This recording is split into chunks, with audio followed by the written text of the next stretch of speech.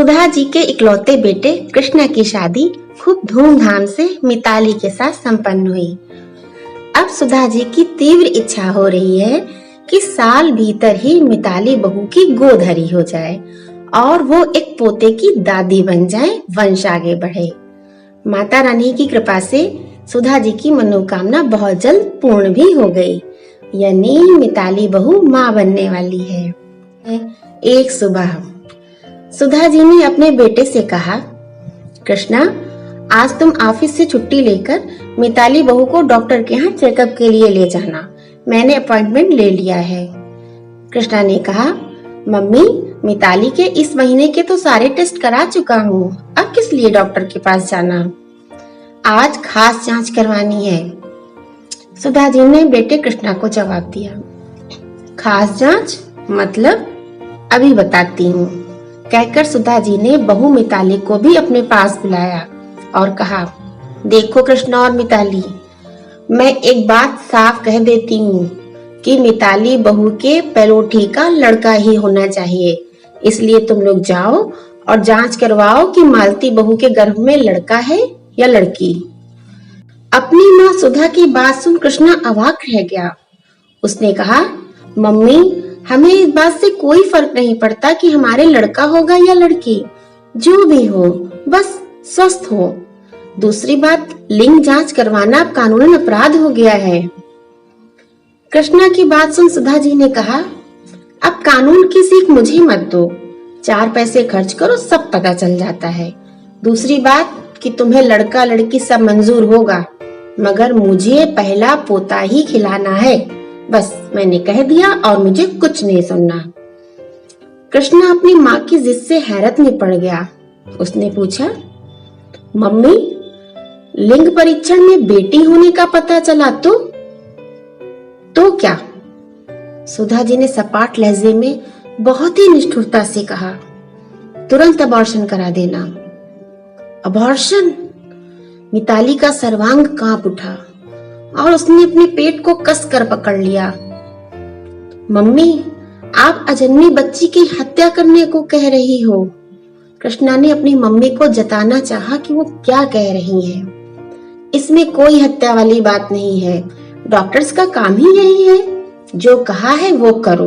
अपनी सास की बात सुन मिताली की आंखों में आंसू आ गए कि मम्मी जी लड़की होते हुए भी खुद ऐसी बातें कह रही हैं। मिताली ने अपने पति कृष्णा से कहा, कृष्णा, मम्मी जी ने जो भी कहा वो बिल्कुल गलत है। कृष्णा ने कहा, हाँ मालती, मैं जानता हूँ, मगर तुम टेंशन मत लो, सब कुछ माता रानी पे छोड़ दो, उन्हीं से प्रार्थना करो, मैया सब ठीक करेंगी। कृष्णा की बात सुन मिताली को बहुत राहत मिली कि कम से कम उसका पति बेटा बेटी में फर्क नहीं करता। माँ सुधा के कहने पर कृष्णा और मिताली डॉक्टर के पास चले तो गए, लेकिन उन्होंने बच्चे के लिंग की जांच नहीं करवाई और सामान्य चेकअप कराकर सुधा जी को बता दिया कि मिताली के गर्भ में लड़का ही है। मिताली के गर्भ में लड़का, यानी मेरा पोता होगा। सुधा जी ने मिताली और कृष्णा पर आशीर्वाद की बौछार लगा दी। बच्चे के जन्म की शुभ घड़ी आ गई है। नर्स ने कहा, मिताली की बेटी हुई है। बेटी? सुधा जी चौंकी। नहीं नहीं, बेटी नहीं, बेटा हुआ होगा, आप ठीक से देखिए। बेटी होने की बात सुन सुधा जी के होश उड़ गए थे। जी, मैंने ठीक से ही देखा है, बेटी हुई है, नर्स ने फिर से बताया। अरे, ऐसे कैसे बेटी हो सकती है? बहू की जांच करवा चुकी हूँ मैं, उसमें तो लड़का बताया था, कहीं बदल तो नहीं दिया मेरे पोते को आप लोगों ने? नर्स ने कहा, जी नहीं, बच्ची होने के तुरंत बाद ही मिताली को दिखा दिया था। सुधा जी घबरा गईं और अपने बेटे से पूछा, कृष्णा बेटा, तुमने मिताली बहू की जो जांच करवाई थी उसमें तो लड़का ही बताया था ना? कृष्णा ने माँ को सच्चाई बताने का यही सही वक्त समझा। मम्मी, हमने बच्चे की लिंग जांच नहीं करवाई थी। क्या? इसका मतलब तुम दोनों ने मुझसे झूठ बोला था कि मिताली के गर्भ में लड़का है? हाँ माँ, कहकर कृष्णा ने सर झुका लिया। सुधा जी ने कहा, बहू तो पराये घर से आई है, लेकिन तूने भी मुझसे झूठ बोला। तीसरे दिन जब बच्ची को लेकर मिताली और कृष्णा अस्पताल से घर पहुंचे, तो सुधा जी ने अपना कमरा बंद कर लिया। घर में मौजूद काम वाली ने मिताली और बच्चे के नहाने के लिए पानी गर्म किया और मिताली को दूध पीने के लिए दिया। कृष्णा ने अपनी माँ सुधा के कमरे का दरवाजा खटखटाकर आवाज लगाई, मगर सुधा जी ने ना तो दरवाजा खोला, ना कोई जवाब दिया। अपनी सास के व्यवहार से मिताली को बहुत दुख पहुंचा था। मजबूरन मिताली नवजात बच्ची को लेकर मायके जाने को तैयार हो गई। नवरात्र प्रारंभ हो गए हैं। सुधा जी पूरे भक्ति भाव और विधि विधान से नवरात्र व्रत करती हैं। नवमी को कन्या पूजन करने के बाद ही सुधा जी व्रत का पारण करती हैं। हर बार की तरह इस बार भी सुधा जी ने अपने घर में माता की चौकी रखी है। मोहल्ले भर की औरतों के साथ अपने महिला मंडल की सभी सदस्यों को कीर्तन का बुलावा भेज दिया है। कीर्तन का समय भी हो गया है, लेकिन अभी तक ना कीर्तन मंडली वाले आए हैं और ना ही मोहल्ले की औरतें आई हैं। सुधा जी ने कीर्तन मंडली को फोन मिलाकर पूछा, आप लोग कहाँ हैं? अभी तक आए क्यों नहीं? कीर्तन मंडली के सदस्य ने कहा, हम आपके यहाँ कीर्तन करने नहीं आएंगे, ना ही कोई आपके घर कीर्तन सुनने आएगा। आपने शक्ति स्वरूपा माँ दुर्गा का अपमान किया है। क्या? मैंने मैया का अपमान किया है? ये क्या कह रहे हैं आप? Hello hello hello. कीर्तन मंडली वाली ने फोन डिस्कनेक्ट कर दिया था।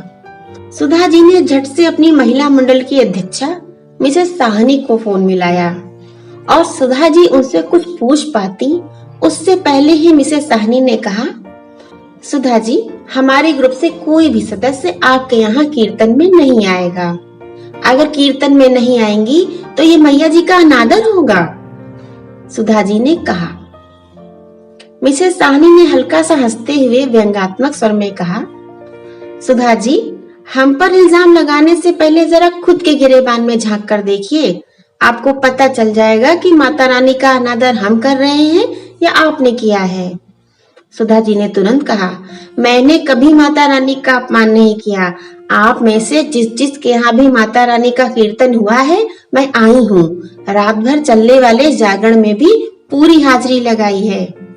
मिसेस साहनी ने कहा, सुधा जी, माता रानी का कीर्तन करवाना या जागरण में जानना ही माता रानी की भक्ति नहीं होती। आप तो इतनी भाग्यशालिनी हैं कि मैया जी स्वयं आपके यहाँ कन्या रूप में पधारी और आपने उनके साथ क्या किया? कुछ एहसास है आपको? आपने उस कन्या का मुख तक नहीं देखा। आप माता रानी के 108 नामों का रोज स्मरण करती हैं, मगर आपने उस कन्या को अभी तक कोई नाम नहीं दिया है। नवरात्रि में कन्या पूजन तो करती हो, लेकिन जब माता रानी स्वयं कन्या बनकर आपके यहाँ आई तो आपने अपने दरवाजे बंद कर लिए। ऊंची चढ़ाई चढ़कर माता रानी के दरबार में माथा टेकने तो जाती हो, लेकिन जब माता रानी स्वयं आपकी गोद में आना चाहती थी तो आपने उन्हें ठुकरा दिया। सुधा जी, सभी सदस्यों की सहमति से हम आपको अपने महिला मंडल से निष्कासित कर रहे हैं। मिसेस साहनी बिना रुके बोले जा रही हैं और सुधा जी की आंखों से झरझर आंसुओं की झड़ी लगी हुई है। सुधा जी माता रानी के सामने सर झुकाकर अपने अपराध की क्षमा मांगी और कृष्णा से तुरंत बहू और पोती को लाने के लिए कहा। लगभग 1 घंटे बाद कीर्तन मंडली वाले खूब धूमधाम से सुधा जी के यहाँ कीर्तन कर रहे हैं। महिला मंडल की सदस्यों और मोहल्ले की औरतों के साथ अपनी पोती को गोद में लिए सुधा जी खूब प्रसन्नता, पूरी तन्मयता से कीर्तन कर रही हैं। और सुधा जी का बेटा कृष्णा ने कीर्तन मंडली और महिला मंडल की सदस्यों को भी बहुत बहुत धन्यवाद किया। दरअसल कृष्णा ने ही सबको बता दिया था कि किस तरह उनकी माँ ने बहू के बेटी पैदा होने पर अपनी बहू और पोती से मुंह फेर लिया था। ये जानकर कीर्तन मंडली और महिला मंडल ने मिलकर सुधा जी के दिल से बेटा बेटी के फर्क को मिटाने की ये योजना बनाई थी। जय माता दी।